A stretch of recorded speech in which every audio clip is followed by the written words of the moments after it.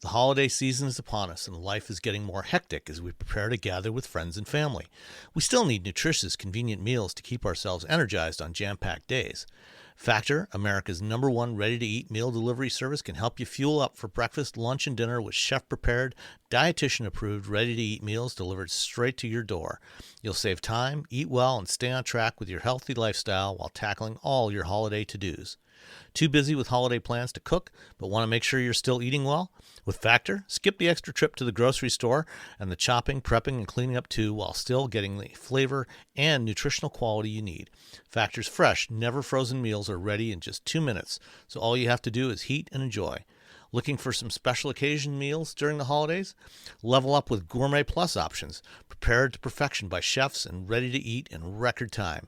Enjoy premium ingredients like broccolini, leeks, truffle butter, and asparagus. When you're too busy running around to plan lunch, Factor has you covered then too.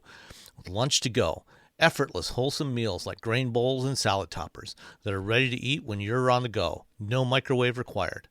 Looking for calorie-conscious options over the holidays that also taste great? Try delicious dietitian-approved Calorie Smart meals with around less than 550 calories per serving. Need an extra boost to support your wellness goals and feel your best during the holidays? Try Protein Plus meals with 30 grams of protein or more per serving. Enjoy extra convenience any time of day with an assortment of 45 plus add-ons to suit various preferences and tastes. Choose from breakfast items like our delicious apple cinnamon pancakes, bacon and cheddar egg bites, and potato, bacon, and egg breakfast skillet. Or for an easy wellness boost, try refreshing beverage options like cold-pressed juices, shakes, and smoothies. With Factor, you can rest assured you're making a sustainable choice.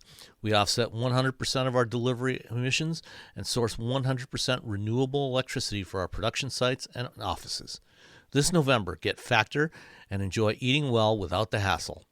Simply choose your meals and enjoy fresh, flavor-packed meals delivered to your door, ready in 2 minutes. No prep, no mess. Head to factormeals.com/wheelbearings50 and use code wheelbearings50, that's wheelbearings50, to get 50% off. That's wheelbearings50 at factormeals.com/wheelbearings50 to get 50% off. Coming up on episode 329 of Wheel Bearings, we got the Chevy Colorado Trail Boss, the Kia EV9, the Nissan Leaf, the first drive of the Chevy Blazer EV, GM's new infotainment system, the Cadillac Vistiq. The LA Sheriff's Department still has a strategic reserve of Crown Victorias, anti-drunk driving tech, the Tesla autopilot recall, and much more. All that coming up next.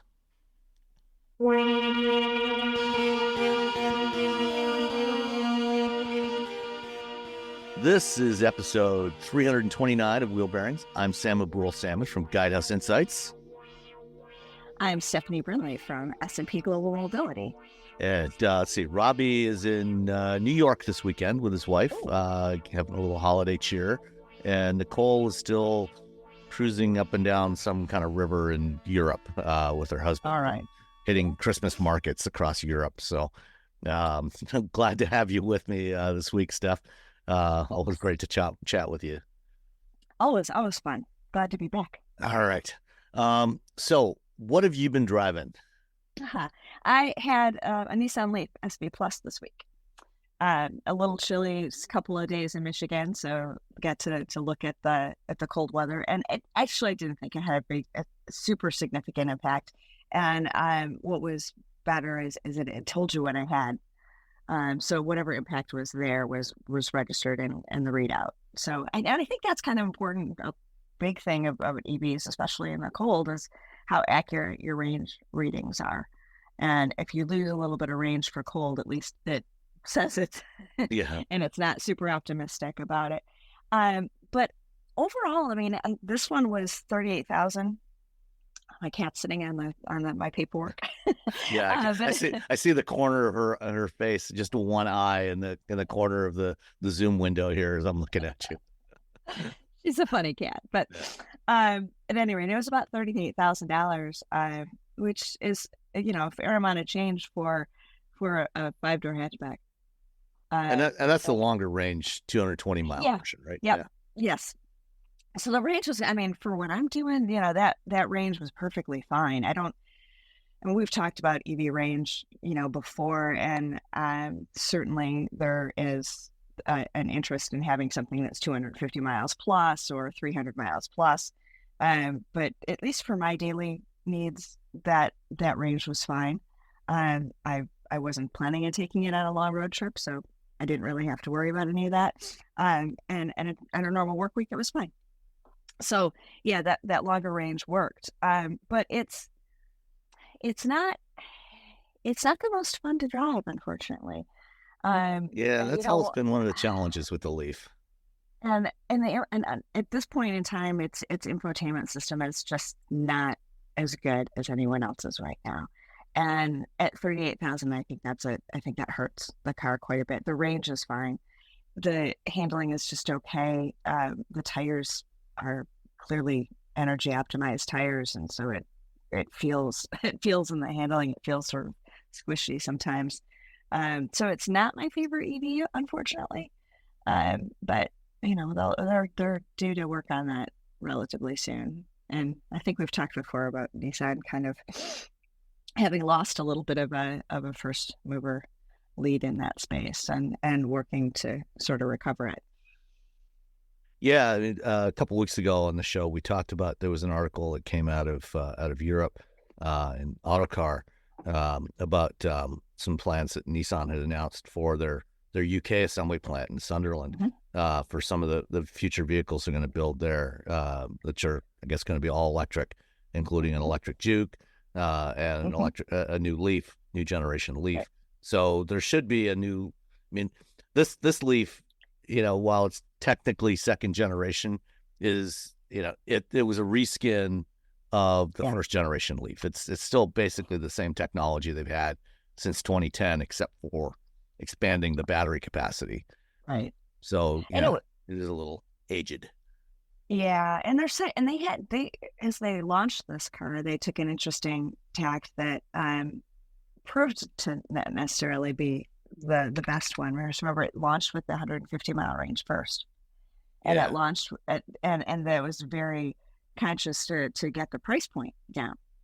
Right, because they wanted to have a $30,000 starting price for it. Right, and make sure that you had, in order to get the lower price point, you needed the lower range, and the idea was people will understand, and in a year or 2, 18 months or whatever it was, we'll have the longer range vehicle, and then they'll be ready for it. And it just wasn't the right note for the market at that particular moment in the U.S. It just wasn't really what they wanted to hear.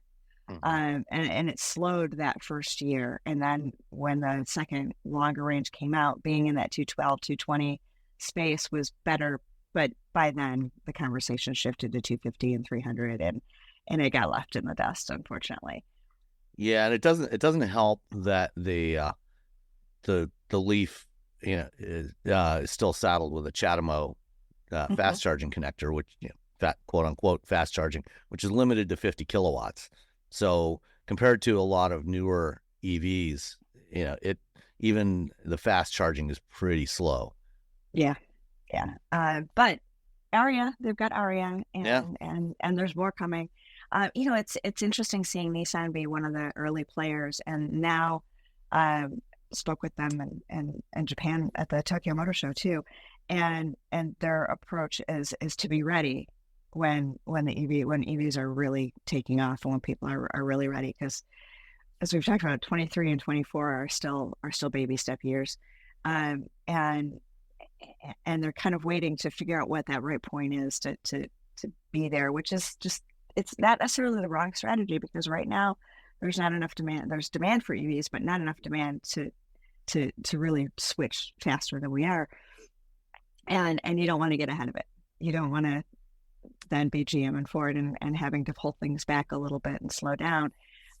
So it's an interesting balancing act, and it's interesting watching a company that started out and valuing that first position, that first mover position, decide that, okay, we're going to instead step back a little bit and wait for the market to develop a little bit before we jump back into it. And of course, they're developing the products that they'll need for that, because you can't not develop the products. But they've taken a little bit of a different approach, and when you're a massive company managing capital allocation, it's not necessarily the wrong approach. Yeah, there's a lot of things they pull in. Yeah, and we've talked. I'm sure you've had a lot of conversations as well with reporters over the last couple of months about slowing EV sales. Yeah, which is, in fact, not really the case if you actually look at the numbers. If you plot them out, it's EV sales have continued to grow. Last month, we topped 1 million EV sales in the U.S. for the first time ever. What we're seeing is some slowing of the growth. We're not into the hockey stick moment yet. We're not into compound growth, but I've got a plot of EV sales over the last 3 years, monthly sales, and it's basically a straight line going up and to the right. Yeah. So it's not curving up yet. We're not into that exponential growth yet. And so, for what you said about Nissan kind of holding back, kind of trying to wait for that hockey stick moment, it may not be the worst choice in the world in terms of how you're going to invest your resources. And we know they've got a lot of stuff, a lot of new EVs coming, and there's some very interesting stuff coming. So the next few years are going to be fascinating to watch in this industry. They are. And one thing to keep in mind about the Leaf, at least the current generation Leaf, is it is built in Tennessee. And the batteries are built in Tennessee, which means it's still eligible for a full $7,500 tax credit. So even that $38,000 is not cheap, but you can get that down closer to $30,000. Not to be picky, but it's $3,750.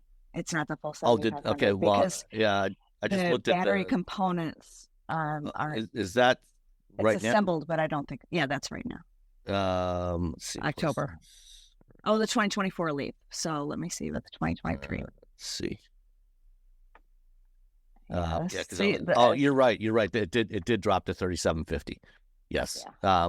So it's still looking at almost $4,000 off of it. Yes. Which is not insignificant. But it's not clear if the next generation Leaf is also going to be produced in North America. Nissan hasn't said anything yet. And I think there's a good chance that it probably won't be. But that's my expectation because, and where they're running sideways with the tax credit, I believe, is in the materials for the battery. Yeah. I mean, the battery's assembled here, but the materials. Yeah, most of the imported, the raw materials are coming in from outside. Yeah, and we haven't heard a lot about Nissan's investment yet changing for that. Yeah. It's not one of the companies that's announced a new battery materials plant or anything here. So not that they won't for sure, but it might not. It might not. Yeah. And I didn't. While we're on the subject, and the Aria is brought in from Japan, so it's not. So it's not gonna. Yeah, that's right. Yeah. So, that tax credit is certainly part of the equation. But even at 35, or you take the $3,750 off that $3,800, you're still expensive for a 5-door hatchback. Yeah. But you're still expensive for a small car.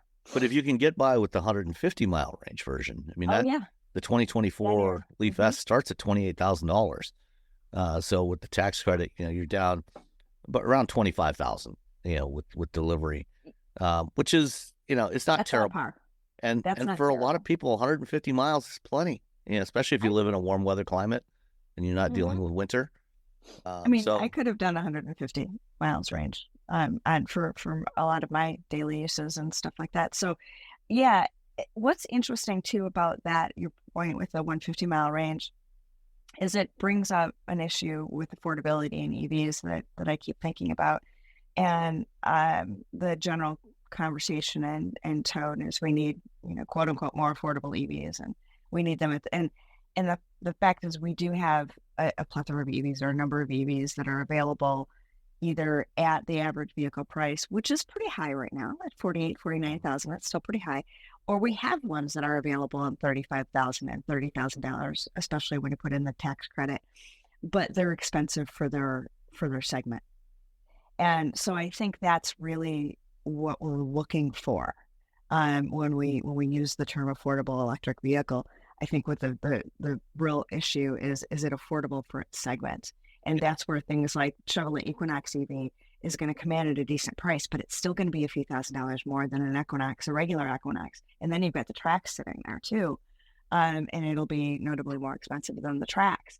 So it's not so much the raw price of the Equinox EV being, where's that? And is that low enough? It's in concert with its segment. And that's a nuance that doesn't always really get talked about, but my instinct is that's what consumers are feeling. Right. If you've decided to spend $45,000 on a car, you can find an EV if that's what you want. Yeah. And you can find a good EV. It's not like you have to buy a piece of junk either, right? You can find a good EV for $45,000, but it won't be a 3-row. It won't be certain things, and it will be more expensive than other vehicles in its class. And I think that's. But of course, that's also why the sales of the Chevy Bolt finally took off in the last year and a half, when they lowered the price to starting price to $26,000, and with the $7,500 tax credit, you can get it under $20,000, and in some states you can get it down to like $17,000 with state incentives as well. So, but unfortunately, and it's a terrific little car. Yes, production ended this week. So no more Bolts. And get one. Go find one. If you can find one on the lot somewhere, buy it. Yeah. That one with that's the counterpart to the Leaf, and the Bolt. The Bolt's in a better space right now, and in terms of its battery technology, in terms of its infotainment, in terms of its drivability, you don't want to knock Nissan for being first and early and all that, but right now, one for one, the Bolt's a better car than the Leaf, but they're both going away. So yeah. Oh well. On the other hand, there's stuff that's not going away yet. Stuff that's brand new. Did you drive Blazer too? I did, and we'll talk about that in a minute. Okay. But the Chevy Colorado and the GMC Canyon, its GMC counterpart, were all new this year, as were most of the other midsize pickups, except for the Frontier, which came out last year. So I had the Colorado Trail Boss, which is kind of a mid-level version. It is kind of the entry-level off-roady version of the Colorado this year. So the Colorado, the two-wheel drive Colorado work truck starts at $31,000, or just under $30,700. And the Trail Boss is a little bit more than that. It starts at $38,500. The one that I had was $41,055.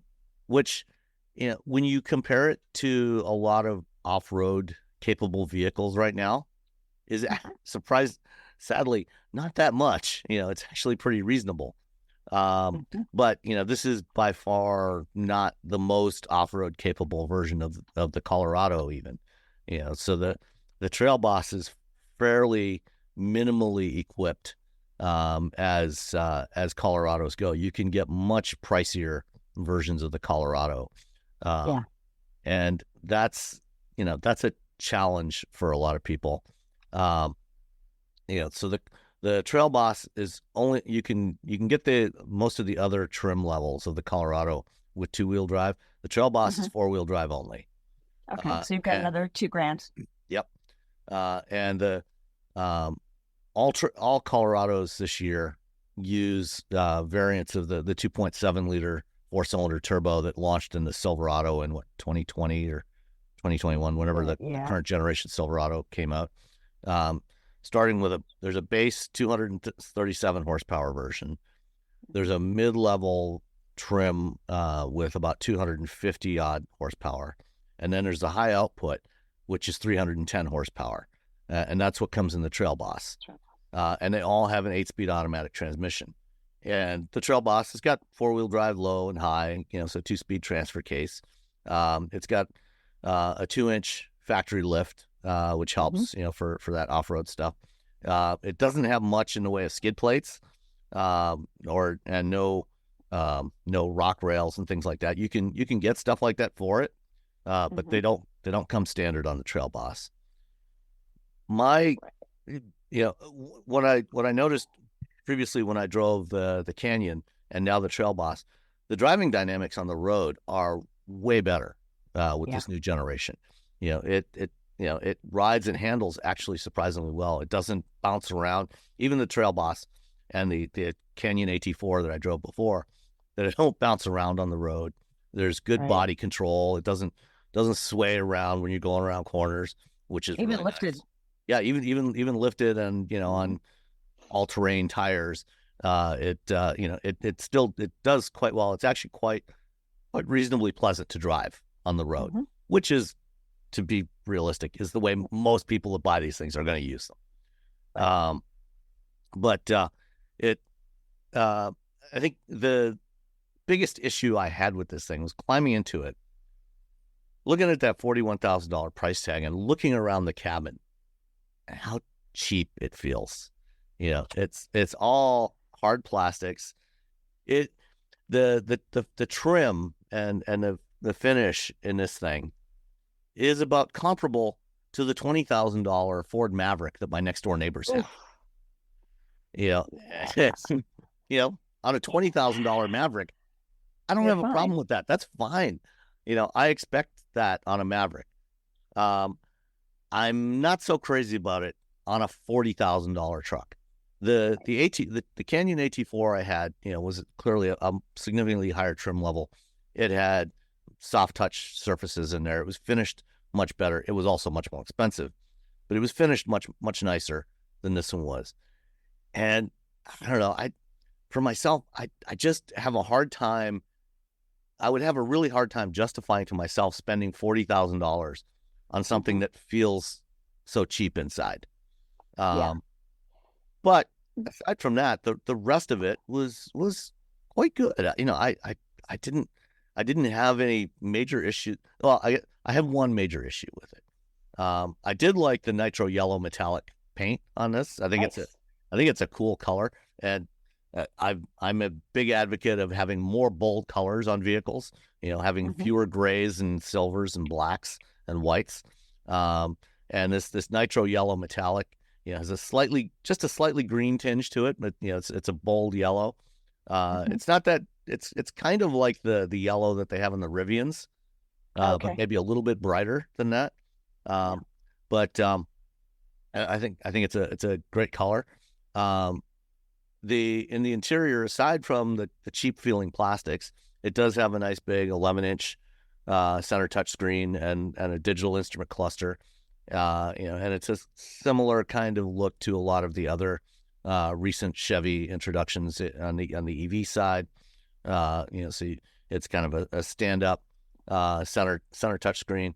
It's got an Android Automotive infotainment system. Because it's not electric, it still has smartphone projection, so you can plug in your iPhone or your Android phone and use CarPlay or Android Auto, and you've got those interfaces. Which one did you use more? Did you stick with the OEM? As an Android user, by default, I just logged in. I opened up the Google Play Store, logged into my Google account, downloaded Pocket Casts and YouTube Music, and I just used that. And I had no issues at all using the stock system because it's running Google Maps anyway. So it's running the same apps I would be running from Android Auto anyway. I did plug in an iPhone, to try it out, and it works fine. If you're an iPhone user and you like CarPlay, it works, just as you would expect it in any other vehicle. The only major functional complaint I had about the Trail Boss was fuel economy. It was kind of mediocre. It's rated at 17 city, 21 highway, 19 combined. I got about 17 overall in mixed driving, which is not great. Not great. And that's probably the biggest issue I have with these mid-size trucks. I think the size is a lot more reasonable than full-size trucks, and it's much more appropriate for most people compared to a full-size truck. But the fuel economy of these usually isn't any better than the full-size truck. Full size. So, it's hard kind of hard to make the case, why should I settle for a smaller truck when I'm not going to be saving any money on gas? Now, you are going to be paying more for that full-size truck. Right. But, it's, I kind of wish we would see automakers, at least, Toyota's putting a hybrid system in the new Tacoma that's Right. in the spring. But, if that one is like the hybrid that's in the Tundra, it's actually not going to help very much. It's going to be more for performance and fuel economy. I wish, manufacturers would put some more hybrid options in some of these mid-sized trucks to get some better fuel efficiency. Rather than performance, yeah. Right. There is. That's the skew. Yeah, there is a plug-in hybrid coming to the Gladiator at some point in the next couple of years. We found that out from the UAW contract. So they're putting the 4xe system in there. So that'll help at least the Gladiator. And presumably, if they do a Ram midsize, hopefully they might put that in there as well. But, that aside from that, I think that the size is good. It's quite reasonable. Mm-hmm. Back seats, a little on the tight side. No more extended cab version for this generation. It's just the crew cab. But I think that's okay. Yeah. Well, and the reality is the vast majority of people buy the crew cab anyway, because the extended cab, they had jump seats in there. They were basically, Right. you couldn't even put a child seat in there. Right. And and Tacoma's extended cab doesn't have seats in the back. Yeah, it's just They for just extra said, storage, okay, fine. which is kind of the way it used to storage. be in the old days. Yep. So I think that's fine. So, aside from the price and the mediocre fuel economy and the cheap feeling interior, it's actually a pretty good truck. So I have a question and just sort of a thought on the interior, and I don't disagree that when you've got hard plastics at $40,000, it gives you pause. But you've got the Colorado.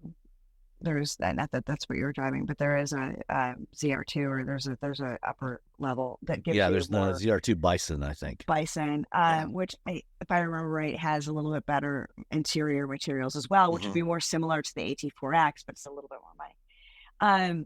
If you're a buyer and you've settled on the Trail Boss as being the one that you want, how much of your thought process is recognizing that you're getting the extra lift, you're getting the four-wheel drive stuff that you want, and that's where your 40,000 is going, and it's not going to materials. And if you value the materials and the performance, you do have the more expensive ZR2 Bison to go to. I don't know that makes the plastic okay, but I don't know if that's part of what fits into a consumer as they're going through it. Yeah. Okay, that interior doesn't feel as good as the other one does, but I really want that 2 inches, because that's what I want my truck to be. The thing is, they do know that it does cost money. I mean, they know from doing it to their trucks themselves aftermarket. They know that this componentry costs money. Yeah, and I think that's part of it. I think you're right. I guess the issue is it's got the 2-inch lift, but it doesn't have like a full set of skid plates in there. Yeah, that's the downside. I guess maybe the way to look at the Trail Boss is for somebody that wants to do some off-roading, but wants something that they can customize themselves in the aftermarket. The ZR2 starts at $48,000. It has significantly more off-road capability from the factory. Better tires, better tires, skid plates, better dampers, things like that. For somebody that wants a more basic truck that has the lift kit from the factory, and then is going to go and buy stuff from AEV or some other aftermarket company, and start installing what they the specific setup that they want. Then the Trail Boss is more for them. So it's kind of a starting point for building it's not necessarily a serious off-roader in and of its own, but it's the starting point for building one. Yeah, and I think that's a good point too. And as we just talk about these trim levels and what Chevrolet knows what they're truck buyers are going to do. They know that they've got a buyer sitting out there that doesn't want to go through the hassle of picking their own parts. And the ZR2 Bison check that box. And there are people who do want to do that stuff themselves. They want to choose it. They want it to be a little bit different, whether they're actually wrenching it themselves or they're having it put on. They want that to be their own decision process. And they may spend, at the end of the day, it's just as much money as they would have spent on the ZR2 Bison, but it's theirs. Yeah. And then you've still got, your more sort of comfort oriented kind of versions and that are less off-road. So Chevrolet knows how to slice that up and be able to address what each of those consumers wants in a way. So far, certainly there's more complexity than if they didn't have as many trim levels, but using the components in a really smart way. So that Chevrolet captures as much margin as they can, and the consumer has the version that works for them. And pickup trucks do have more trim levels and more choices and more options than SUVs and sedans do. For these reasons, there's just more aftermarket work done on pickup trucks. So I think that you're right about the plastics being kind of meh. But to your point though, level, yeah, it works for if somebody wants one that they're going to customize into a serious off-roader, maybe having the non-fancy materials is the right choice for them, because they know it's going to get dirty. They're going to go out and run in the desert or somewhere. It's going to get all dirty. They want to be able to just wipe it down, and not have to worry about getting the fancy materials all messed up. Yeah. So there are people that look at fancy materials and go, "Why? I don't need that." Exactly. Not me. I want the fancy materials. Thank you very much. But you and I aren't hardcore off-roaders either. So no, I'm not. But yeah, so it's overall it's a neat thing. It's a neat truck, I think. And I do think it reflects again that Chevrolet does understand their buyers. Yeah. And what these people are doing, and dropping the extended cab, I think works really well for them. Yeah, because I drove the last generation Colorado with the extended cab, and it's like, I folded the seat forward and looked, and having those jump seats in there was just a complete waste of money and space. I'd rather just have it empty. Yeah, and work truck guys they'll do the crew cab if that's what's there. So I think that price is where they want it to. So I think that works out pretty well. But yeah. Well, before we get to the Blazer, when I went out to LA, when I went out to California to drive the Blazer, I had something else I had to do the day before, and so I borrowed a Kia EV9. Nice. Flew into LAX, borrowed a Kia EV9 to drive to Pomona and then down to Del Mar, and this was the GT line. And so over the course of a couple of days, I put probably about 150 miles on it. Okay. And the EV9 is the 3-row crossover based on the Hyundai Motor Group eGMP platform. And right now it is the most affordable 3-row electric crossover in the market. And in terms of a true 3-row. Right. Drum roll, please. That price is middle of 24. It'll have competition from the new Hyundai Ioniq 7. But the one that I had, let's see, was the GT line all-wheel drive, which starts the light rear-wheel drive, the base model starts at $55,000, which is not cheap. Okay. But it's when you compare it to, a high-end Telluride or Explorer or anything like that, it's not crazy expensive either. It's a few $1,000s more.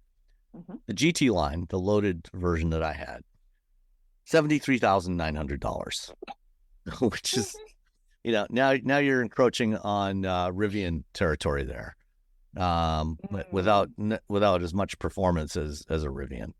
But it does have, I would say, more room in the third row compared to the Rivian R1S, and you can also get the light, which is the entry trim level, with the long range rear wheel drive for $59,000, and the wind all wheel drive for $64,000. And that wind all-wheel drive, if you need all-wheel drive, that wind all-wheel drive is kind of the sweet spot, which is typical. Usually you don't want the top end, you don't want the bottom end, you want something in the middle. In the middle. And so, that's not a bad choice. Right now, these are still sourced from Korea. Middle of 2024, they're adding production of the EV9 at Kia's assembly plant in West Point, Georgia. West Point, yep. So at that point, it'll start to be eligible for tax credits. So that'll help bring the price down. But aside from the price, I really do like the EV9 as a 3-row crossover. It's obviously not as efficient as the smaller ones like the EV6 and the Ioniq 5 because it's bigger. It's got it's heavier. It's got larger frontal area, more aerodynamic drag. But it actually did quite a bit better in terms of efficiency than the EPA numbers would suggest. Okay. So the base rear-wheel drive standard range model is rated at 230 miles of range. That's the $55,000 one. The long-range rear-wheel drive, 304 miles is what it's rated at. And the GT line, which has bigger wheels and tires, is rated at 270. I drove the EV9 about 160 miles.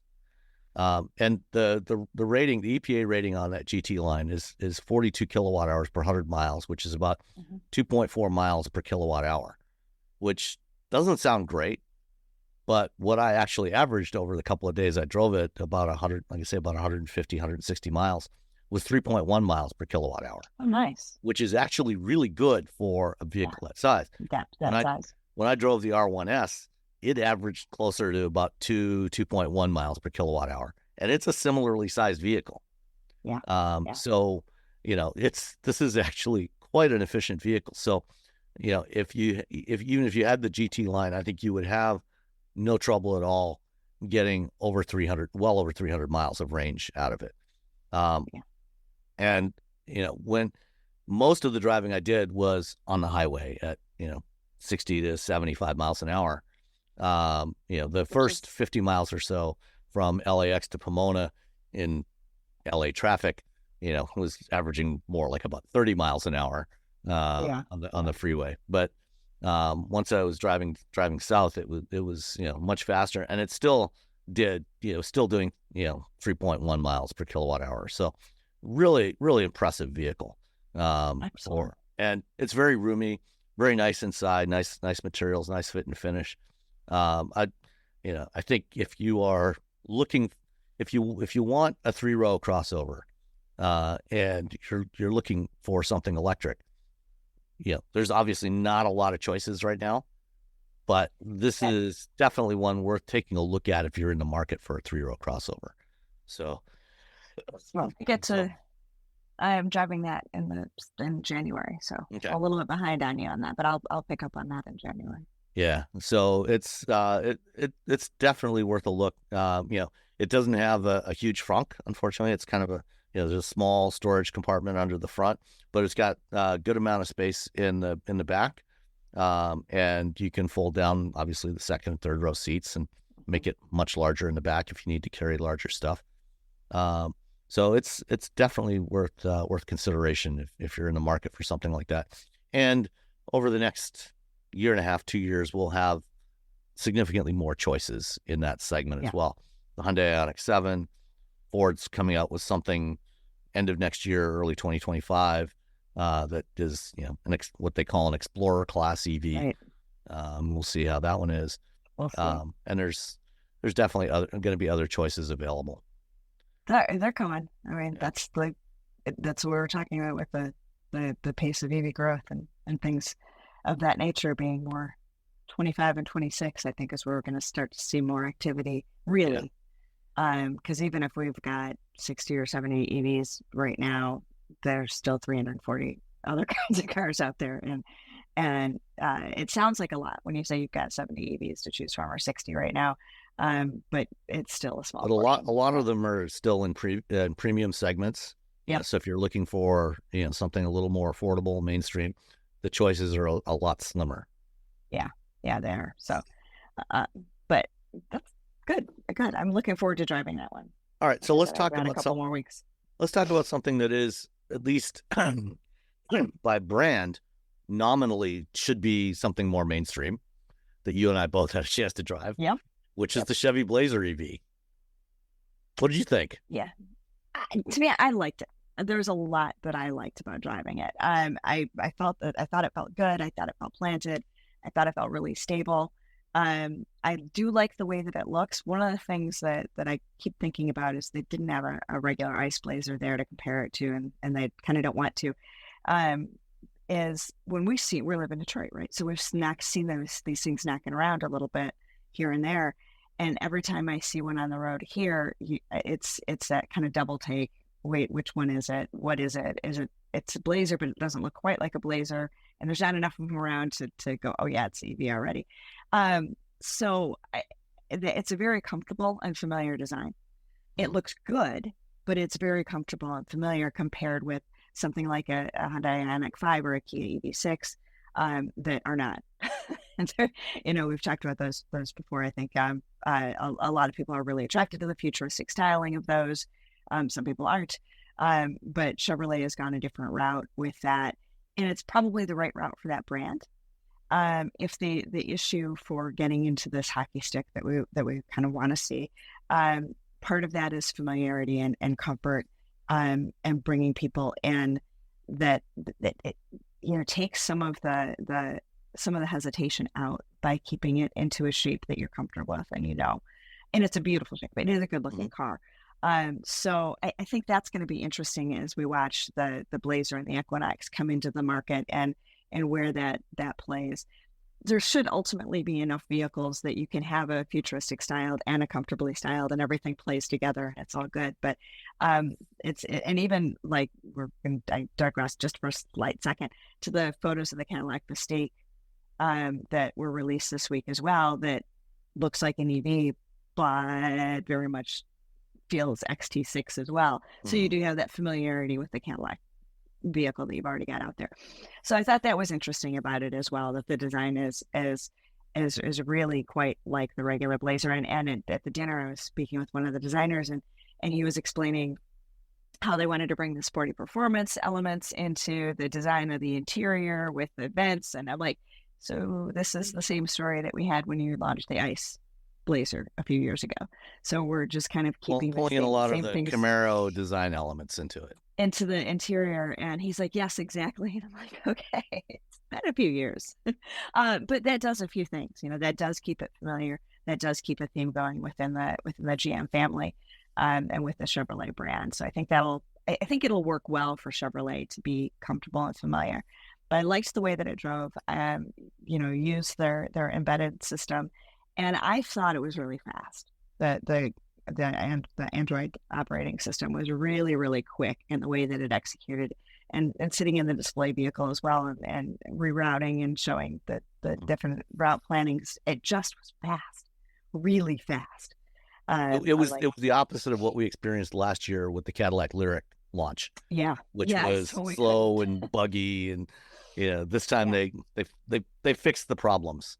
They fixed the problems in that, and it was really, really quick. And I like that 17.7-inch screen, that the navigation map goes really to the edges of the screen. And so you're really using all of that screen real estate, which has not been true of so many times you get these larger screens and they just still don't use the full real estate there. So I liked the interior. I liked the way that system worked. Yes, there's pushback about not being able to hook up your phone, but I'm less concerned about that particular issue. I think that it'll be something that people talk about for a while, but if you go ahead and make that choice, I think you adapt to it pretty quickly. You still can hook up your iPhone and do text messages and do phone calls, and you still can stream your music off your iPhone. So it's not that you can't. And it shows you your playlists and everything on the screen. Yep. So yeah. The only thing really you're losing is kind of the CarPlay look and feel, but not the functionality. Right. You lose Waze, I think. I don't think that the GM system has Waze in it, but that's true. Waze is not available in the Play Store. Yeah. Right. So, but you've got Google Maps, and that comes down to kind of a choice thing. But what you also gain is in using their system and Google Maps, you're going to get better routing. And over time, they're going to introduce more things that do that. I mean, an example of that, of introducing more things to the system is the Tahoe and Suburban coming out will have a routing based on towing, because you've already got the systems in that vehicle for saving your trailer profiles and whatnot. That's been part of GM's trucks for a few years. Putting that data into and making it available to the embedded Google system, they're able to route you, understanding what your trailer is, and make sure that you're not, routing you under a bridge that's too low, or the type of road that's just not going to be conducive for that. So there's things that are going to come together that give you a better experience, because that system understands what's going on with your vehicle. With battery electric vehicles, it can be preconditioning along the route when they know you've programmed a charging point in there and things like that. So I think that ultimately people will kind of get used to it. They'll, breaking the cord of using. If you're dedicated to Apple Maps, you're probably not going to be happy, but I don't know. I'm in the Google Maps camp. So I'm fine. Well, and I think the big thing you get with the built-in Google Maps is the routing, the charge routing, where they're integrating, they've got the terrain information, they're pulling in weather information, they've got, where you're going, they've got the information about where the chargers are, and they're doing this sort of functionality that you have if you've ever used a better route planner, which is figuring out, based on what your destination is, what your current state of charge is, and what traffic and everything else, all the other variables, where are the best places for you to stop so that you can get to your destination. And they'll even suggest, how long you should sit there, how long you should charge at a particular charger before you go on, so you're not wasting a lot of time. So that's one of the key things that they're trying to do with this, with forcing everybody into the Google Maps, using the built-in Google Maps system. The downside will be, as they launch this now, they've said that for the first 8 years or so, which gives you 2 owners, basically, it's included with no charge. And so after that, maybe they start charging in 5 years, maybe they start charging in 3 or 4. That's going to be the downside. Ultimately, it's going to be something you're going to have to pay for. Yeah, at some point down the road, a customer will have to pay for a connectivity subscription that's bundled right now. That'll be part of it. And how much that is and how much people object to it, kind of wait and see. People talk about subscriptions being too much, but then they keep using them. So, it's one of those things we love to complain about. There may be some people that just say, I'm not going to consider it because I can't plug CarPlay into it, but they're probably doing themselves a disservice because it's a good system and it's changed. But even if you're an iPhone user, if you were considering one of these, you should definitely go and take a look at one at a dealer, play with it, spend a half hour or an hour with it and see what it's like before you make a final decision. Don't just automatically discount it. I mean, you may decide, no, I absolutely want CarPlay, and that's fine. There's a lot of other choices for you, for now at least. But we'll see. Jim Farley insists that, nope, we're keeping it, but 2 years from now, we'll see. It's definitely check it out for yourself and see how you feel about the experience. Yep, I would agree. And I'm, and as far as why an automaker might pull back on, that statement, or Honda and Acura might decide ultimately that they don't want to, it is an extra cost for the automaker. Mm-hmm. Yeah. So, if you plug in your CarPlay, you feel like it's free, but it's not free. There's some money changing hands there somewhere down the road, and it costs for them to make sure that their over-the-air updates continue to support new versions of CarPlay, new versions of iPhones. So there is a cost embedded into that system, and we are in a point where where you're always at a point where every penny counts. You've been on vehicle Yeah. programs before. It's always been, but it's even more intense at this point with EVs not yet profitable. And whatever that cost is, you can have engineers and designers and program planners arguing about 50 cents. Yeah. Where you save a cost. Trust me, I've been in those conversations as an engineer. Absolutely. And so if I don't know what the number is for CarPlay, but if it's $100 a car, you can pull it out and give the consumer a good experience. That's the flip side. And GM does have to, my impression it's of up it's to really GM strong to prove. So far. Yeah. Yes, it is. But if they can do that, that's a $50 or $100 that matters. Yeah. And it's my understanding that they don't have to pay Apple and Google for CarPlay to use CarPlay, but there is the cost of doing the integration. Software development is not free, and so doing the integration and providing the support and doing the updates, that is a very non-trivial cost. And so if you can, and it's also the more components you add to a software stack, the more places there are for things to go wrong and for bugs to happen and things to crash. And, if you can take things out that you think are not necessary, then, you can make the system more reliable. Right. So hopefully that will be the case. Hopefully that will be the case. And then when you look at it, I mean, your Android and my iPhone, but I find that a lot of vehicles that I'm in, the iPhone connectivity is not always great, but the BMWs don't seem to be able to maintain a wireless connection. It just sort of drops in the middle and then maybe comes back. Yeah. I've had a number of vehicles where I tend to plug in a lot too. That if you aren't thinking and you get in the car and you plug it in and then you hit the start button, it's never going to connect. So you have to time it just right to make sure it works. So it's interesting hearing pushback and hearing comments and seeing whether it's Facebook or social media and people say, well, I wouldn't consider this because it doesn't offer CarPlay. Like, your CarPlay experience isn't perfect, man. Yeah. I mean, if you have to connect an external device to drive the interface in your car, that's a big opportunity for things to go wrong. In my wife's Honda Civic, her Android Auto drops out all the time. It loses connection to the phone, and it's a wired connection. It's not even, it doesn't even have wireless. It's wired. And I've had it happen in other vehicles as well.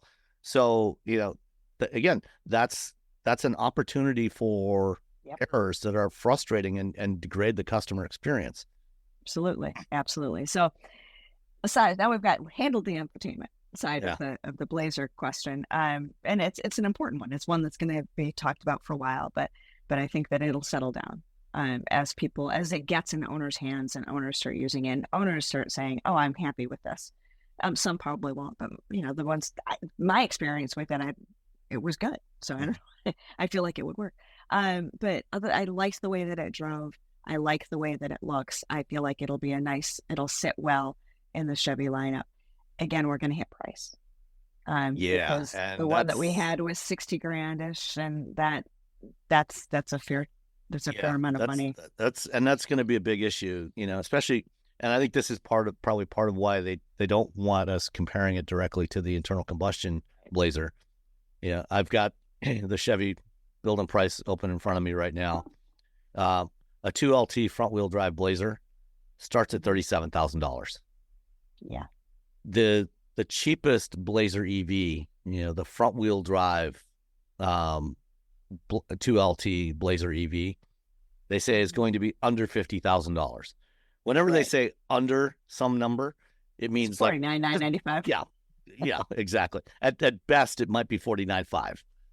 It's going to be basically $50,000. So you're looking at $14,000 premium to go from that. Now, granted, the EV is larger, and that was one of the issues I had with it. It is, I too very much like the design. I think it's a fairly bold design, but not crazy looking or futuristic. But it's wide. It is like wide. 4 inches wider than a Mustang Mach-E or a Model Y. Asked, what's the competition for this vehicle? Chevy said, well, there isn't really a direct competitor to this in the market, which, if you're looking strictly based on size for a mid-size 2-row crossover, they're right. There isn't a mid-size 2-row electric crossover that is the same size as this, because this thing is like 7 inches longer than a Mach-E. Yeah. It's 4 inches wider, and 900 pounds heavier than. I felt the weight. Than, oh yeah, that's part of the reason that it felt so stable. Yeah, absolutely. Yeah, and they've done some really interesting things from a powertrain perspective, because it's electric. You have a lot of flexibility in where you put the motors. I mean, we saw this past year, Polestar went from having a dual motor with 2 identical motors plus a front wheel drive single motor version to making the single motor a rear wheel drive and then all wheel drive with 2 different size motors. And for the Blazer, this is the first time that anybody's offering a vehicle that you can have with front wheel drive, rear wheel drive, or all wheel drive. And so the ones we had to drive were the RS trim level, which is the mid trim level. And the first day we got to drive the rear wheel drive RS, which has the larger 340 horsepower motor. It's the same motor that's in the Cadillac Lyriq. It's essentially this is a Cadillac Lyriq with Chevy styling on it. It is mechanically identical, same battery, same motors, everything, same suspension. And then the all-wheel drive RS has a smaller front motor and a smaller rear motor. So it is more, it's more like it's more like a typical front-wheel drive based vehicle with all-wheel drive. So basically like the gas Blazer, where it'll divert, 10 to 20% of the torque to the rear axle when you need some extra traction. And they call that the E all-wheel drive. So you got the big motor in the front, and it handles, because it's a little more front weight biased, it handles more like a front-wheel drive car. And it understeers more. The rear drive was it was more powerful, but, because 288 for the all-wheel drive, 340 for the rear drive. Big difference. And they feel distinctly different. The rear drive feels more lively, both because it's got more power, but also because the power is at the rear axle. So, you can, it's not quite, I wouldn't call it a drift machine, but, you can get it to turn a little more as you're going through corners. Whereas the all-wheel drive tends to understeer more, which I definitely felt in some early curves. But a lot of the roads that they had us driving on were fairly narrow, and this is a wide car, and you feel that width on those narrow, twisting mountain roads, which can be challenging. That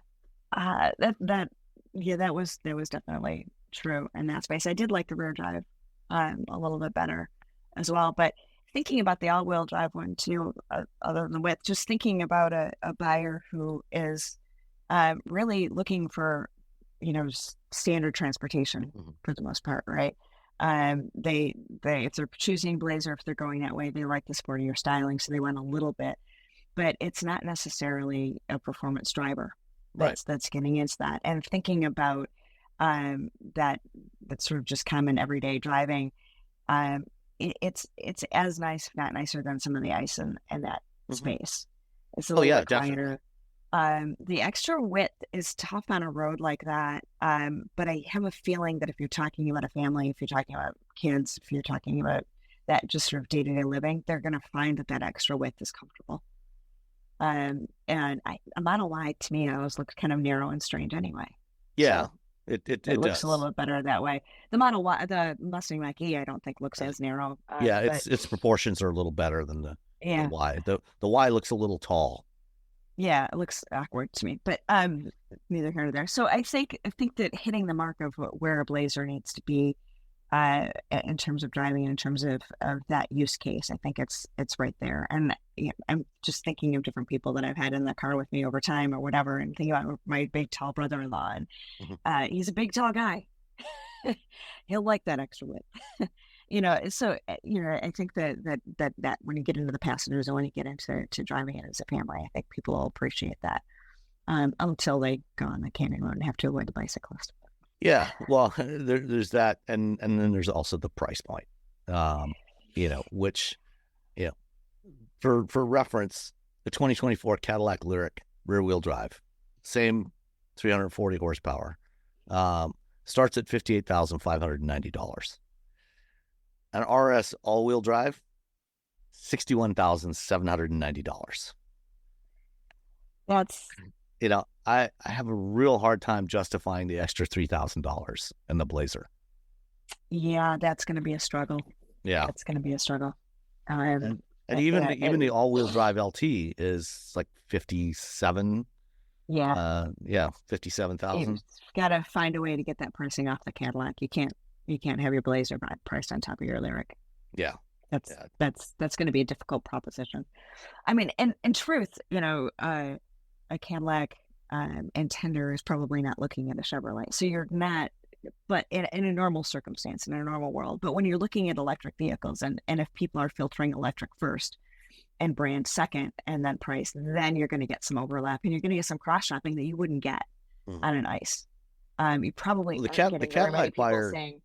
Cadillac buyer might not be looking at the Chevrolet, but do you think that Chevrolet buyer might be looking at the Blazer and say, I kind of like the look of that Cadillac over there, and then realize, well, I can get a Cadillac for the same price or less, for the same equipment. Yeah. I think that's more likely to be the case, especially because you're filtering EV. Yeah. If you're Chevrolet Tahoe and Cadillac Escalade, you're really not gonna get that overlap as much. Well, the pricing doesn't overlap. So right. Even if you try to do that, but intention. So if you're in the ICE traditional structure, you're filtering out a little bit differently. But when you're in the EV structure, and if you're selected EV first, and that's where you are going to be putting these two up against each other. And yeah, the Cadillac brand intender might just think, I don't want to go to EV, but I think, all right, well, I want to go to Chevrolet, but the Chevrolet intender may, they're taking a little bit more time with those numbers. And they may look at that and go, I don't know, I could just step up to the Cadillac and get a little bit different interior. Blazer does have a bigger screen at the moment. No, that's not true. Cadillac has they're pretty close because 33 inches across. Yeah. In the Cadillac. So it's I still haven't driven a Lyriq since we drove it in Salt Lake. Yeah, not very many people have. Or whatever it was. So, and then when we get the ZDX and the Prologue in there as well, this pricing is not going to be too. The Acura is a little bit more, but you're going to have some pricing issues, and it's going to be change brand dynamics a little bit, or has potential to, at that price point. We're waiting for prices to get a little bit more settled, and that's going to take more time. And I wonder, Honda has, they haven't released detailed pricing for the Prologue yet, other than to say that, it'll start under $50,000. So it sounds like it's going to be priced about the same as the Blazer, because it's, it's the same size, got the same powertrains in it. So I wonder if that had anything to do with the decision by Honda and GM to split up on the low-cost EVs that they were doing, because maybe Honda figured, that they just can't get down to the price points they want, working with the Ultium architecture. I'm not sure where that broke down, but somewhere in there, those conversations they just went sideways, and Honda, my understanding, Honda wasn't particularly happy, but I'm not a fly on the wall in that room, so I don't want to go too crazy in speculating as to why, if it was price or if it was something else or if it was timing but Honda also, was looking at 3 or 4 EV powertrain or EV platforms, and it felt like they didn't know what they wanted to do, and had kind of hooked up with the GM Prologue and ZDX to get it out quickly, and then looked at that and said, okay, well, we can kind of keep going and move a little bit more quickly, but it didn't feel like they knew exactly what they wanted. And I think one of the changes might have been just they've settled down a little bit and made their independent plan a little bit more. Whether they've shared that enough of that plan or not, we're going to hear more about that plan at CES in 2 weeks. Yeah, they're gonna show a concept of their next generation EVs. Yeah. So I think that there's a little bit of that going on, and Honda not being 100% sure what they wanted to do, and taking a path forward that got them there faster, but maybe wasn't what they really wanted. Yeah. But despite all the complaints we've had about the Blazer, I agree with you. I thought it was really good to drive. I thought the driving dynamics were actually excellent. Even the steering feel, for an EV with electric power steering, I thought it actually had pretty surprisingly good steering feel. So it was quite fun to drive, especially the rear-wheel drive version. Didn't love the sound, and talked to the chief engineer about that, and she's like, "Yeah, we know." Like, apparently that's been a feedback. But that's something you can easily fix with an OTA update. Well, she said she has to wait till the next model year to really do much about that. And there's two versions, there are two levels of the sound that I was noticing. There's the low speed noise that is mandated, and the mandate doesn't necessarily say what it has to sound like, but they are all kind of similar. And that low speed noise was bugging me sometimes because I'd be stopping at a stoplight, and so that noise starts because you're stopped in a stoplight, but and then you start to go, and the noise doesn't go away until you're at that 25 miles an hour or whatever. I'm like, I'm driving, I'm moving, this really annoying. I don't think I had the radio on at that point, so it's a very annoying noise. But even when you're on the road, I didn't love the sound. But even as I say that, I don't think we've settled on what that should be. So all I could say was I didn't like the sound very well, but I kind of feel bad saying that out loud because I can't tell you what it needs to be. I can't tell you what that tone should be. Spend more time with it, you might be able to judge that a little better. Yeah. All right. Well, earlier you briefly referenced the Cadillac Vistiq, or however the hell they're pronounced. I have no idea. I think it's Vistiq. Because when they first showed us the Celestiq, they called it Celestiq, not Celestiq. And I think they're, apart from the Escalade IQ, they're going with Lyric, Optic, on the end. So the Vistiq, like the Optic that we saw a few weeks ago, they have revealed, the other two EVs that they promised us before the end of the year without actually telling us anything about them other than how they look and roughly what the size is. And the Vistiq is their 3-row utility. What did you think of it? Similar to the Blazer, right? It looks very familiar. It looks from the side. You read XT6, and it's not gonna scare away. But the thing is, XT6 is pretty but kind of boring.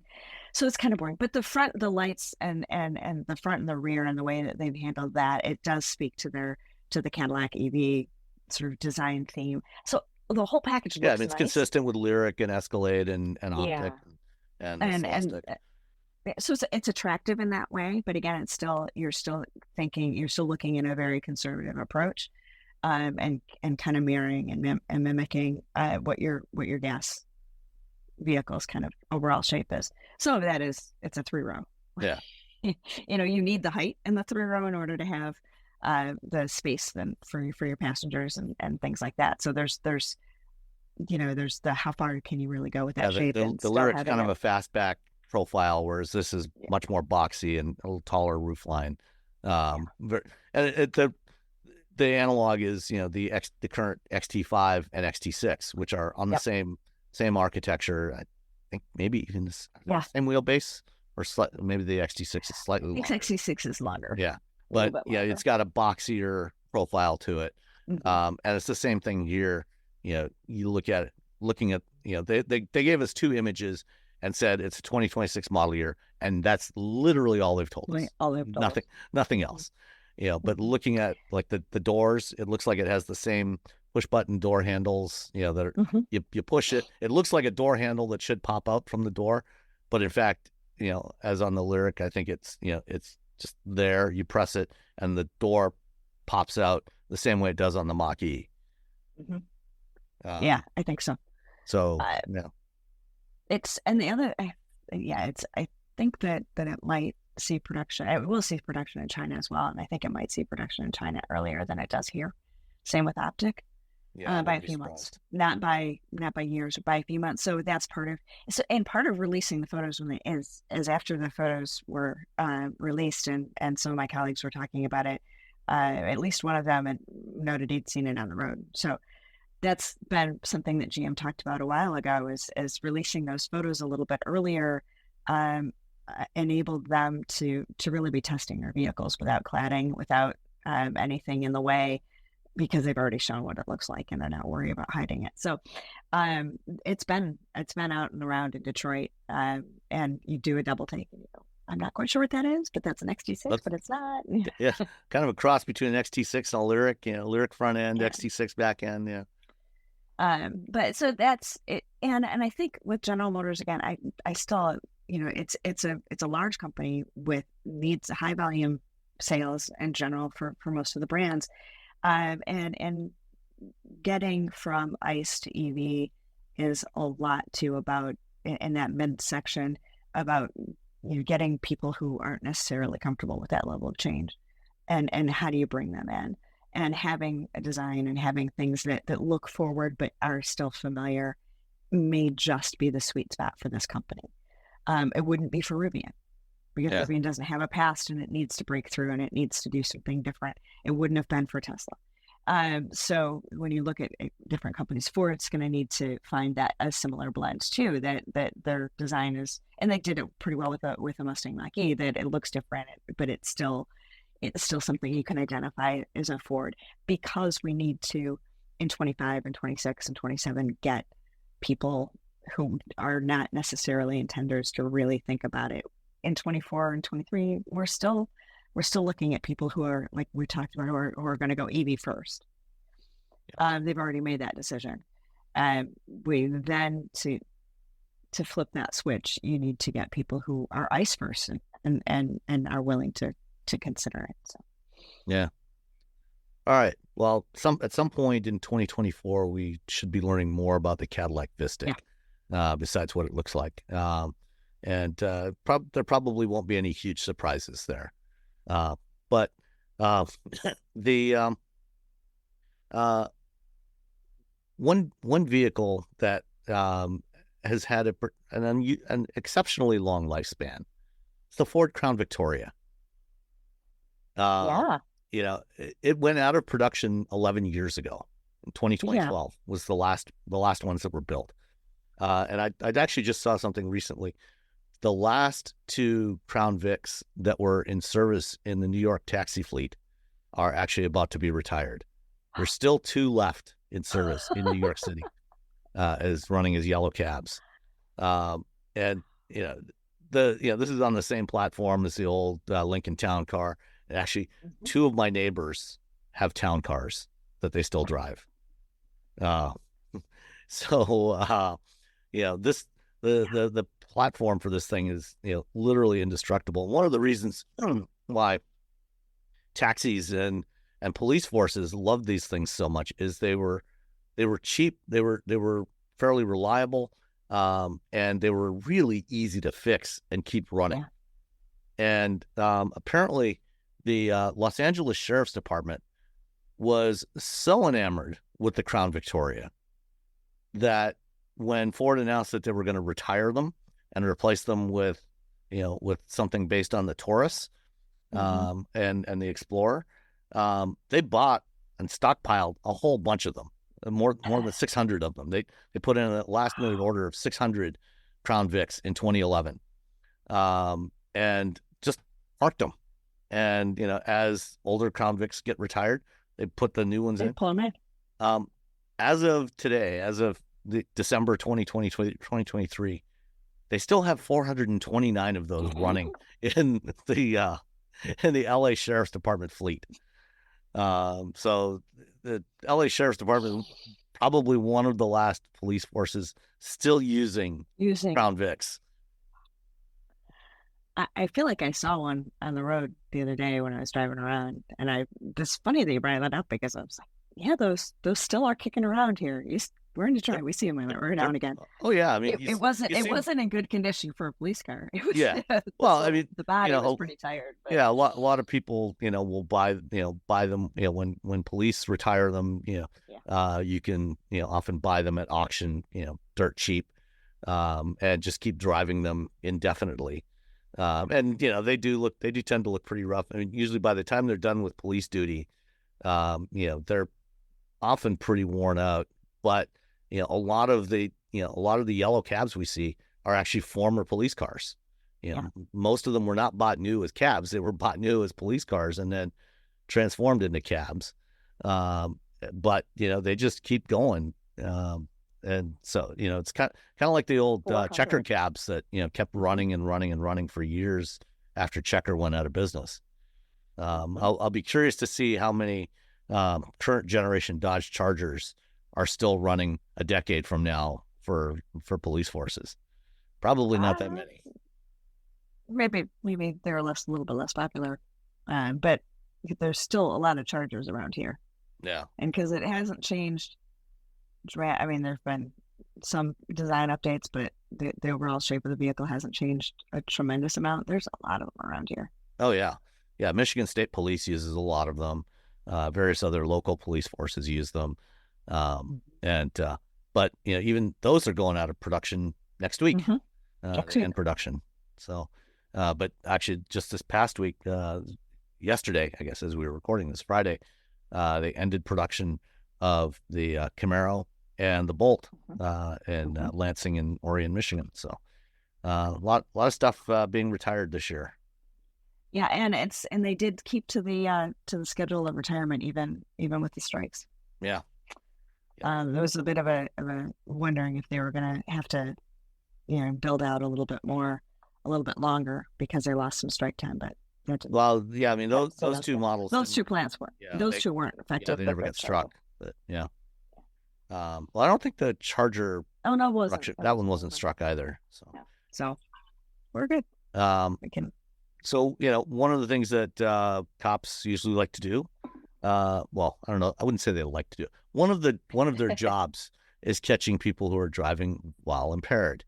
And when the infrastructure bill was passed in 2021, one of the things that was stuck in there was a requirement for the National Highway Traffic Safety Administration to put together rules by 2026 that would require anti-drunk driving technology in new vehicles. Impaired driving is still one of the leading cause of traffic fatalities in the United States. Over 13,000 in 2021 were related to drunk driving, 13,000 deaths. And that's a major issue. And this is one of the reasons as well, why there's been so much effort to try to do autonomous vehicles, because automated vehicles don't drink. But in the meantime, while they're still trying to get that working, they are working on technologies to detect drunk driving. And this week, NHTSA put out a request for comment, and there'll be a link in the show notes for companies to or for anybody to comment on the proposed regulations, which are targeted 2026. But I've had demonstrations of a number of different technologies. I had, in one approach is actually using the driver monitor systems that they're using for the systems like Super Cruise and Blue Cruise, right, to detect, if the driver is, looking at the driver's eyes and head pose, to look for things like drowsiness, impairment, indications of that. But I also got a demo this past summer from Magna of a sensor that they've developed that detects certain things in the driver's breath. So it's not like a breathalyzer that the police would use that you blow into. You don't. The driver doesn't actually have to actively do anything.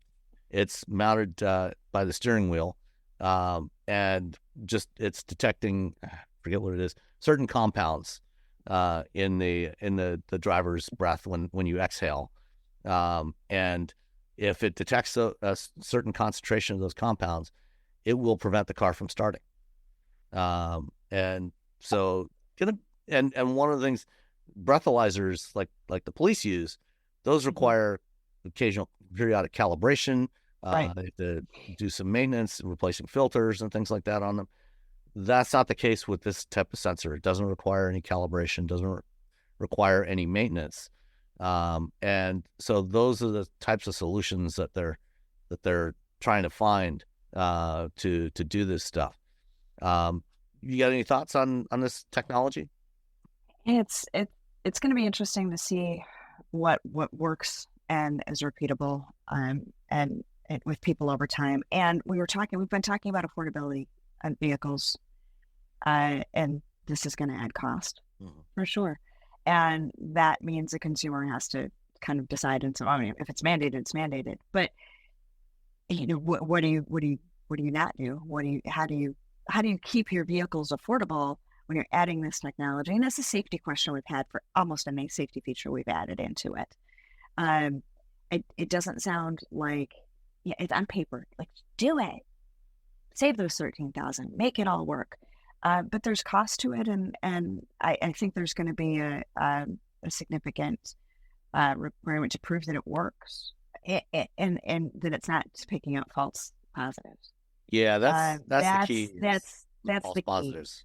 The false positives, if those are too high, you really, you can't have people not being able to drive their vehicles when they're sober. Deterring impaired driving is a good thing. That's a good thing. Like, that's great. Yeah. But no complaints about that. No complaints about that at all. But and can we prove out the technology well enough in a 2-year period when it's not really in use? I mean, we're going to find out. We're really going to find out how well it works when you've got millions of people. When you mandate it for 26 model year and you then sell 16 million units that year, that's when you're going to really find out which system is truly reliable, and which one is not. And it's probably not just going to be one system. Right. It's probably going to be a combination of breath detection and the driver monitor. Because the nice thing about the driver monitor systems is, in addition to potential impairment, they can also detect drowsiness or distraction, right, or a medical emergency, which you're not going to get with other systems. Right. So it's, it make people safer is always good, but the implementation is going to be the challenge. And maybe it just goes smoothly. That's possible. And everything does. Yeah, and the question is how much of a tolerance are you going to allow? I mean, the legal limit in the United States is 0.8% blood alcohol content, which is fairly low level, but it's enough to cause issues with driving. Yeah. But if you have the potential for false positives, you've got to build some tolerance in there. And so, how much is NHTSA going to allow above that 0.8? Before you detect, does it have to detect at 0.1, 0.15? What threshold will they allow to try to minimize the false positives? Because you're going to have some tolerance in there. That's a really good question and a really good point too. Like that, the point at which it doesn't let you start the car doesn't necessarily have to be the legal limit. It could be set to that level where you're more likely to have even more accidents, right? You're really trying to stop the person who's totally, I mean, there's some tolerance in there, and how tight is it, is going to play into it as well. So that's going to be an interesting one. And we're going into an election year. Does this not scream one of those things that's going to turn into a political football in about 5 minutes? Oh, it absolutely. Will. And the message of safety may get lost a bit in there. Yeah. But it is the mandate. So they've got to at least look for it and try and figure something out. Yeah. Speaking of safety, we had a big recall this week of 2 million Tesla vehicles to try to address problems with their driver monitoring capability with autopilot. And, I think I did, I don't know, 5 or 6 interviews on Tuesday when it was announced, with various media. Um, and, the way they're doing, the fundamental problem is, that Tesla markets autopilot and FSD, in a way that, they say in the fine print, when you use it, your driver's responsible. You got to keep your hands on the wheel, eyes on the road. But they've never really done a very good job of actually enforcing that. And when I was an engineer, one of the things I was always taught was you have to anticipate the way, especially working on things like ABS or stability control systems, you have to anticipate the way that drivers are going to potentially misuse the system and design the system in a way to mitigate the effects of that. And that's something that I think Tesla has never really done. They've said, you're responsible. Tough luck if anything happens. Yeah. And so when you look at things like Super Cruise, where they have capacitor sensors in the steering wheel, an infrared camera for driver monitoring, and various other things that they're looking at. And then Tesla uses a torque sensor in the steering column. And until the last couple of years, they didn't use a camera at all. But they only have an RGB camera, visible light camera, that is actually very easy to fool, as Consumer Reports demonstrated, by just holding up a picture of yourself in front of the camera. There have been lots of entrepreneurs out there, selling little weights that you can hang on the steering column that, or videos showing people just stuffing an orange into the steering wheel, or a bottle of water, because that extra weight in there, when the auto steer is working, that's just enough to counteract and make the torque sensor think, oh, driver's got their hands on the wheel. That's never been a good solution for detecting hands on the wheel. And it's not entirely clear, so Tesla's doing an over-the-air software update. They're not actually changing any hardware on these vehicles. It's not entirely clear exactly what they're changing. And, I think that this is going to end up being a big nothing. It's not actually going to have any real impact, because if they change it too much, their customers are going to complain, and then they'll end up changing it back. And the thing is, everything in this recall is stuff that was highlighted by the National Transportation Safety Board back in early 2017, when they completed their investigation of the crash that killed Joshua Brown, the first known fatal crash with autopilot. They recommended all this stuff, that there should be better driver monitor systems and geofencing of the systems.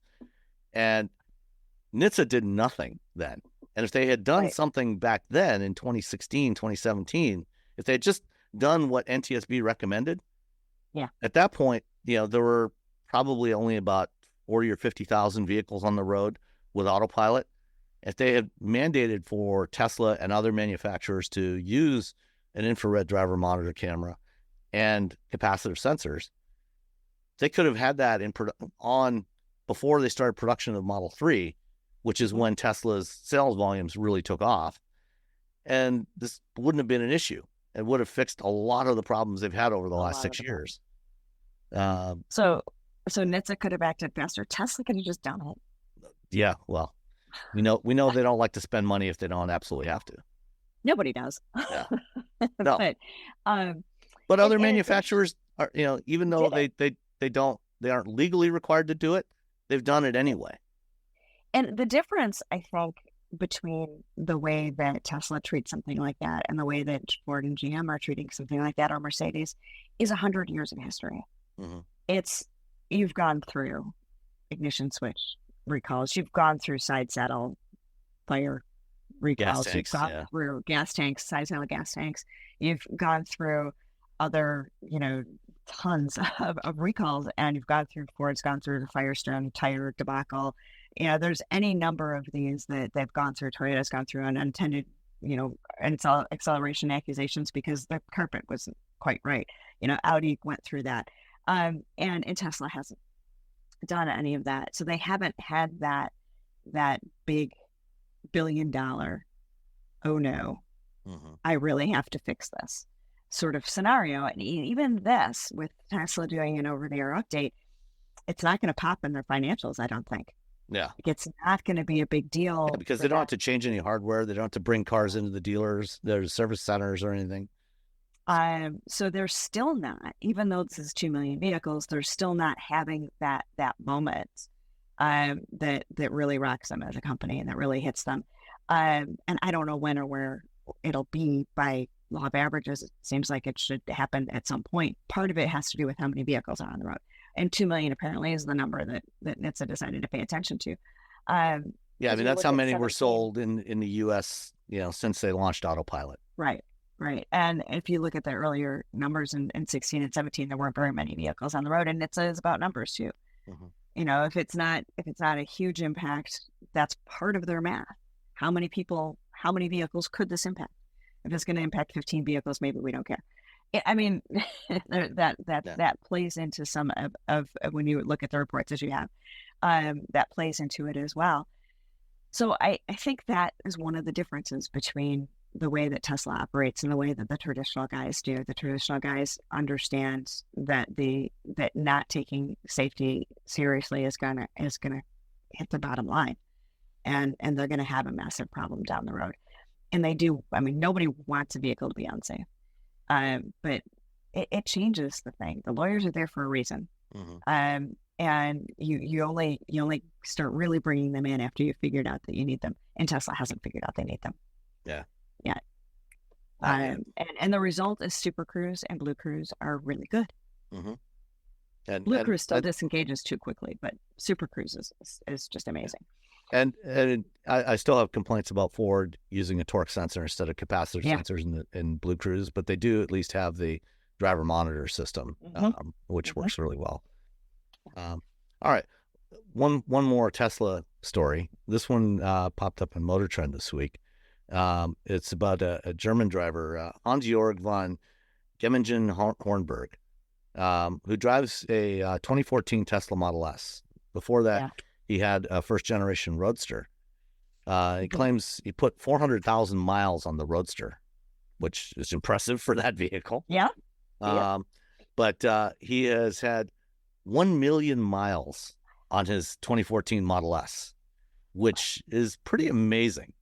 However, reading the actual story and getting into the details of it, I've seen, other vehicles where drivers have put 1 million miles. I know, a few years ago, Toyota was doing an event at their tech center here, and they had a Tundra that they had bought back from a customer, that the customer had gone 1 million miles with it. Nissan had a Frontier with 1 million miles on it, and those were, they still had the original engine, the original transmission, and so on. This one is more like a Tesla of Theseus. The story of the ship of Theseus, right? Where, if you take a ship and over time you've replaced every plank multiple times, it is still the original ship. Well, this Model S, let's see, the rear drive motor has been replaced 13 times. For an average of 84,000 miles per motor. The battery pack has only been replaced 3 times. So you got 300,000 miles per pack with the battery, which is actually, that's actually very impressive. Yeah. That's good. Yeah. And assorted other parts that have been replaced over the years. It's hard to say that, clearly, the platform that the chassis, has been pretty robust. But that's, as long as you can avoid things like rust, which, the Model S is made of aluminum, so rust isn't going to be so much of a problem. That's not that hard to do. But 300,000 miles per battery is pretty impressive. Decent. And I think, that part of the story at least should assuage a lot of fears that people have about having to replace batteries in EVs, because that is clearly a concern. Batteries are not inexpensive, and if you have to replace them, that's going to be a problem. But if you got to replace your drive motor every 80,000 miles, that's expensive. Yeah, that's not great. A few of them were replaced under warranty, but after that, he did have to spend his own money. And even under warranty, then you've got hassle, and it still doesn't seem right. Yeah. It's you don't change your transmission every 80,000 miles. No, hopefully not. I don't know. Yeah. That's true. Hopefully not. In that without. So I agree that the 300,000 miles on the battery pack is strong. And it's a bit of an Theseus product, but still, it's an interesting proof point, an interesting conversation. I do, the longevity of EVs is still a question compared to ICE. I mean, yeah, but I think we're just talking about Crown Vics. Yeah, that's true. But on the road for 30 years and, whatever. And you've got 400 of them that are 10, 13 years old and still going into service. It's still a little bit out. I think the electronics and stuff are probably not going to see the same kind of longevity that an engine. That's probably the bigger issue. Yeah, is going to be the electronics. I know, certainly some of the early vehicles with electronic systems, have had some challenges being able to be kept on the road. A more extreme case, the McLaren F1, from the mid 1990s, they only built 106 of those. But one of the things, with the engine management system on that, they had special software that they developed to be able to check the engines and maintain them and everything. But it only runs on a particular model of compact laptop from the early 1990s. Right. And so technicians that work on these, they have to have a stockpile of these old compact laptops in order to be able to talk to the engine management system in the McLaren F1. Now, like I said, there's only 106 of those cars, and they're right. $1 million when they were new, and they sell for upwards of $10 million these days. But, there have been previous stories about trying to keep even the Tesla Roadsters running and a lot of other vehicles. So as vehicles get more and more software defined, I think we're going to see more of that. I know. And when we talk about software defined vehicles, the focus has been on over the air updates and how you can constantly update. And I'm like, no, you do hit a wall. Mm-hmm. There's always a wall where that processor can't do what the next generation software is. I mean, I'm an iPad owner, and eventually there's a point where you just can't update it. The old hardware just won't support the new software. Won't support the new software, and it's not a decade. Mm-hmm. Oh yeah. So that when I look at vehicles, I think about that. And Ford and GM and all of the others saying, but we're just going to have over the air updates. Your car's always going to be fresher. It's always going to be better. I'm like, always is a long time. Up to a point. And up to a point, and that point is not a 15-year life cycle of a traditional vehicle that we have now. That point is probably 7 or 8 years.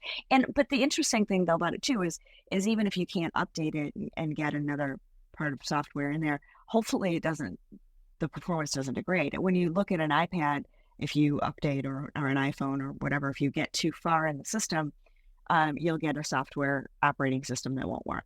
Hopefully that's not necessarily the case. So if you've got a Blazer EV that's, we're talking about this in 7 years, and you get to a point where that Blazer maybe can't take one of the new features, as long as the current set doesn't degrade. Yeah.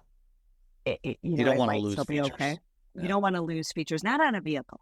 Yeah. I mean, an iPad is something it's replaceable. It's not running my life. It's something I do stuff with. It's not something I'm going to take my cats to the vet in. Yeah. But when it comes to a vehicle, they've got a whole series of things that have to happen, and safety and performance are there. So you can't lose features like that. Yep. All right. One last story for this week, and then we've got one listener question from Autocar in the UK. The VW has just shown a concept of the new ID2, which is their smaller sort of polo-sized EV that's coming out. And one of the big complaints about the ID3 and the ID4 and VW's other EVs has been the touch-sensitive controls along the bottom of the screen, the center screen, for things like volume and climate control and everything.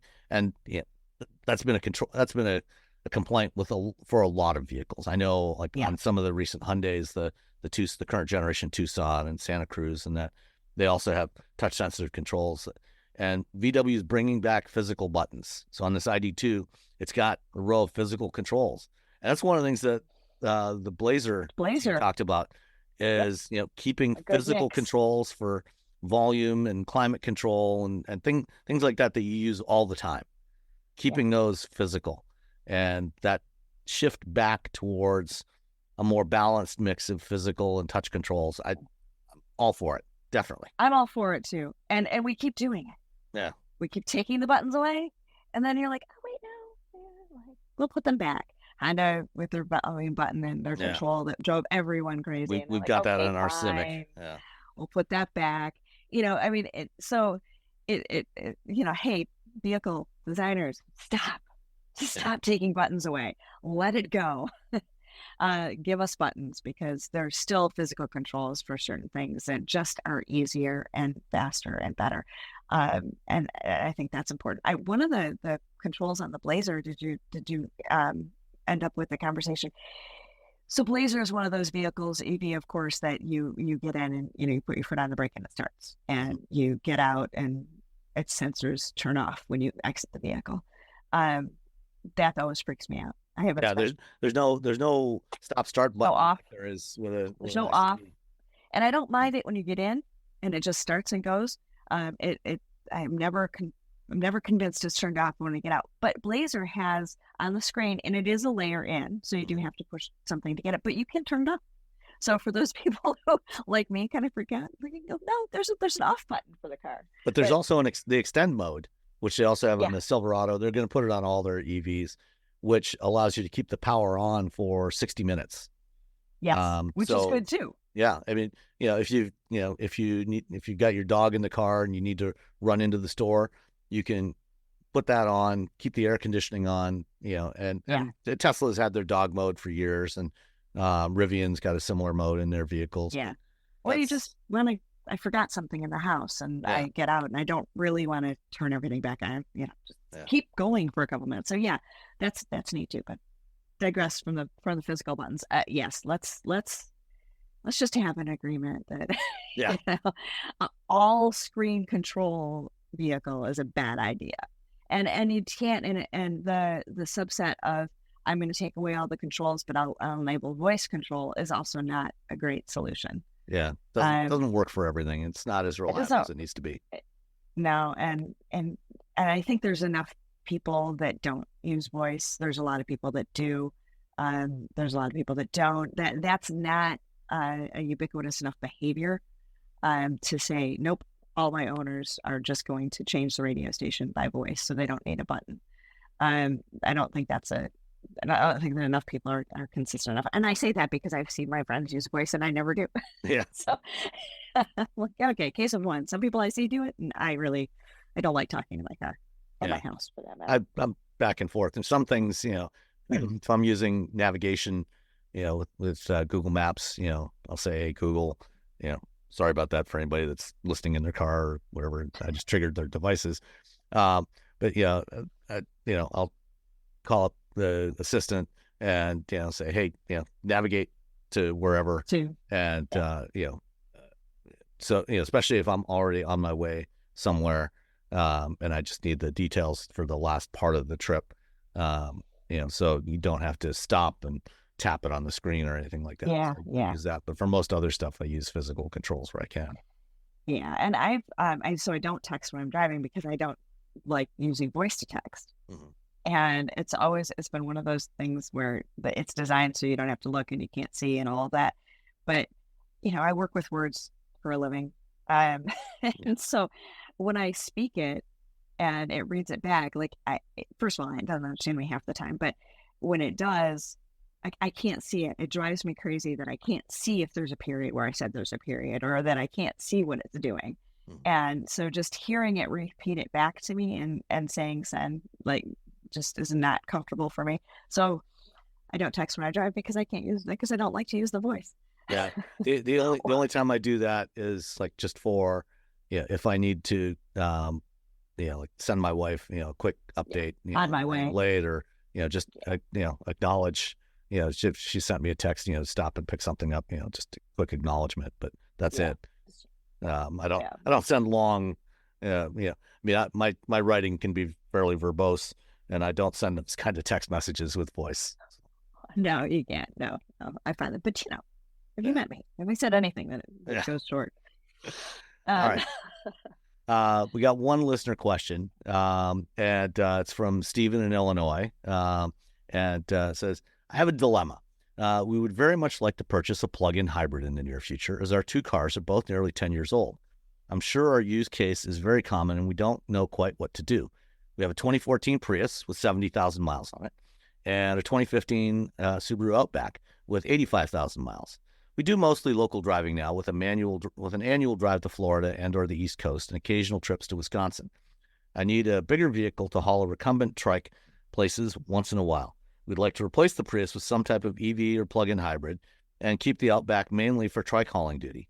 Unfortunately, we cannot get access to charging at our designated parking spot in our underground garage. We live in a retirement community in the Chicago area composed of 90 independent living units in a 4-story building. There are two new level 2 chargers above ground outside our building, somewhat problematic in the winter.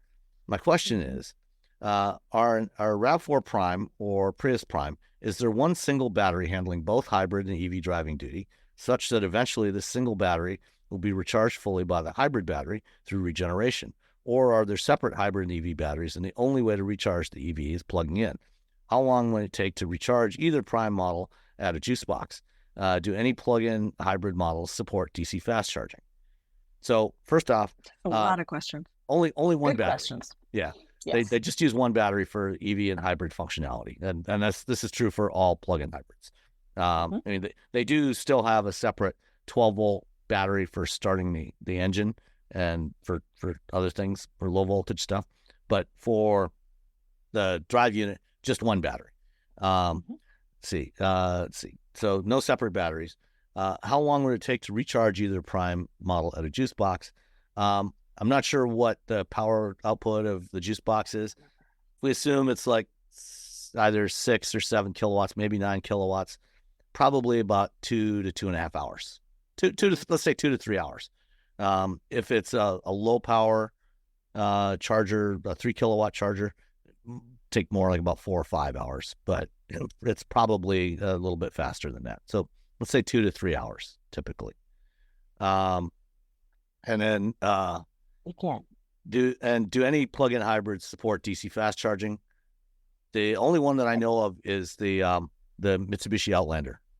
Yeah, it's a CHAdeMO connector on it, and it actually only charges at 22 kilowatts even on CHAdeMO, and I'm not sure why they bothered putting that on there.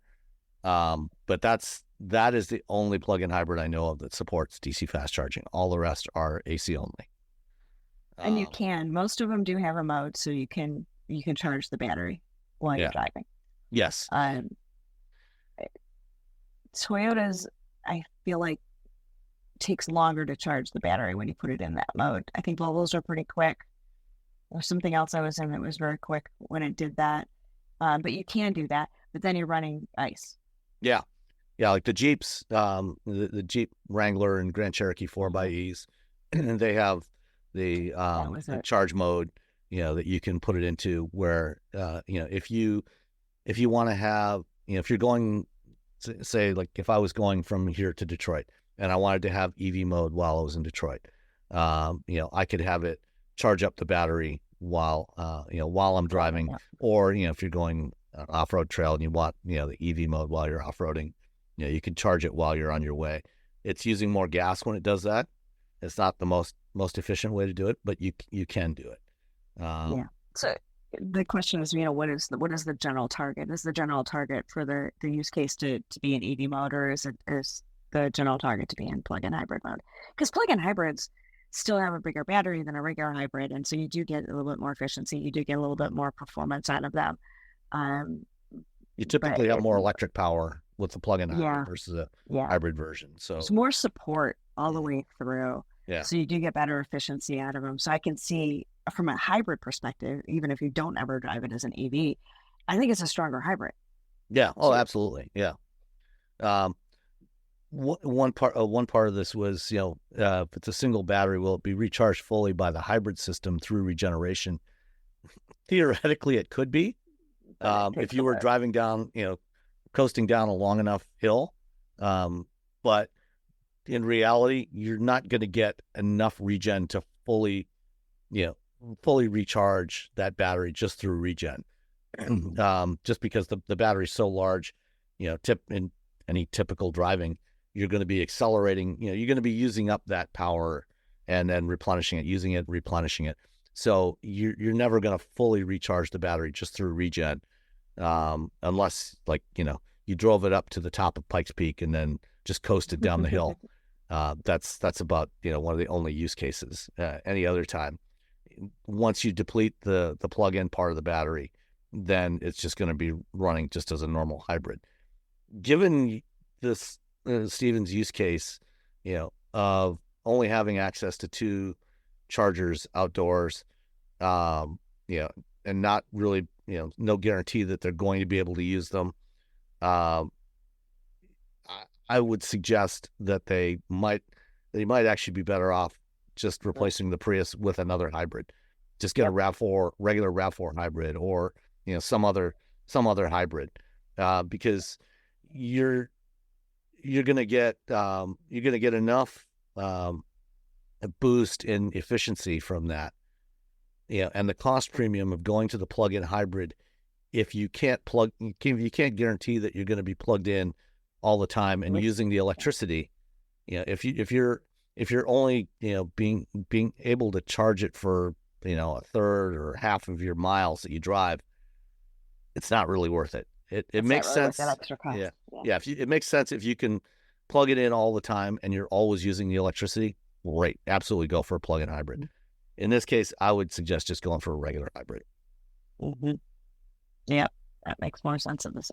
You're again, it's the cost differential, right? You're not going to get that cost back, in terms of what you're spending in terms of fuel, right? Yeah, like a RAV4 hybrid, or a Tucson or an Escape, or something in that class. You can get those, for under $30,000. You're going to be looking at much closer to $40,000 or more for a plug-in hybrid version. And that $10,000, you're never going to get that back unless you are always using it with electricity. Right. And it doesn't sound like the use case that he presented really needs a pure EV mode often. Yeah. Well, it says, they're mostly driving around town. So you can use it then. Yeah. A 10-year-old car with 70,000 miles, they're not accumulating a lot of miles. So if you could plug it in all the time, if you can guarantee you plug it in all the time, then you actually probably it would make sense, because you could do pretty much all your driving except for those occasional trips to Florida, right? With just electricity. But it's that being able to plug in. There's also Chicago. Yeah, that's true. Yeah, that's cold. Yeah. So in the wintertime, maybe not. But again, maybe. A Prius Prime, you got 40 miles of electric range. Even in wintertime, you're still going to have that. Even if you drop to 20 30, 25, even 20. Yeah. So it's still going to meet most. It should be close. Yeah. Yeah. So take that for what it's worth, Steve. Thanks for calling or for writing in, and you can send in your questions to feedback@wheelbearings.media. Or if you want to record your questions, do that. Send us a voice recording. We're happy to use that in the show here. And don't forget, you can get your Wheel Bearings t-shirts and phone cases and stuff at shop.wheelbearings.media. We got lots of interesting stuff there. So thanks everybody for listening, and we'll talk to you next time. Thanks.